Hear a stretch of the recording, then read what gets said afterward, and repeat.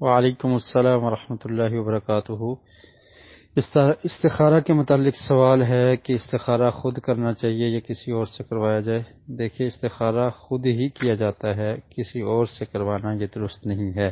جس آدمی کو ضرورت ہے، حاجت ہے، اس نے کسی معاملے میں مشورہ کرنا ہے، تو استخارہ کا مطلب یہ ہوتا ہے کہ وہ انسان اللہ رب العالمین سے مشورہ طلب کر رہا ہے، اللہ سے مانگ رہا ہے کہ میری اللہ رہنمائی کر دے سیدھے راستے کی طرف، اور جو چیز بہتر ہے اس طرف مجھے مائل کر دے۔ تو اس کا طریقہ یہ ہے کہ آپ 2 رکعت نفل ادا کریں گے، اور 2 رکعت نفل ادا کرنے کے بعد اسی جگہ پر بیٹھ کر دعا کرنی ہے، ہاتھوں کو بلند کر لیں اور اللہ کی حمد و ثنا بیان کریں، نبی کریم صلی اللہ علیہ وسلم پر درود پڑھیں، اور اس کے بعد استخارہ والی دعا پڑھیں۔ وہ دعا اس طرح سے ہے: اللہم انی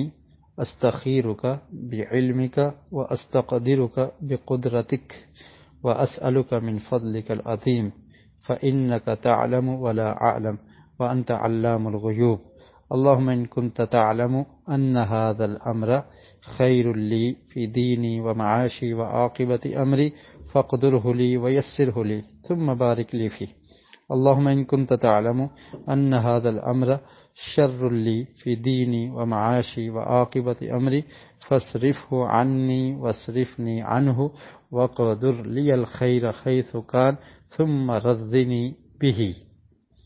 تو یہ دعا ہے، یہ عام دعاؤں کی کتابوں میں لکھی ہوئی بھی مل جاتی ہے۔ تو اس کو آپ نے پڑھنا ہے، اور اس میں جہاں پر یہ لفظ آتے ہیں کہ اللہم ان کان ھذا الامر، تو اس جگہ پر آپ نے اپنے معاملے کا نام لینا ہے۔ 2 دفعہ یہ لفظ اس دعا میں آیا ہے، تو وہاں پر اپنا نام لینا ہے اس معاملے کا کہ اللہ تعالیٰ یہ کام اگر میرے لیے بہتر ہے تو اس کو برکت والا بنا دے اور اس کے میں آسانیاں پیدا کر دے۔ اور پھر جب دوسری دفعہ آئے گا تو اس میں یہ کہنا ہے کہ اللہ تعالیٰ اگر یہ کام میرے لیے بہتر نہیں ہے تو اس کو مجھ سے ٹال دے، اور جو بہتر ہے وہ مجھے عطا کر دے۔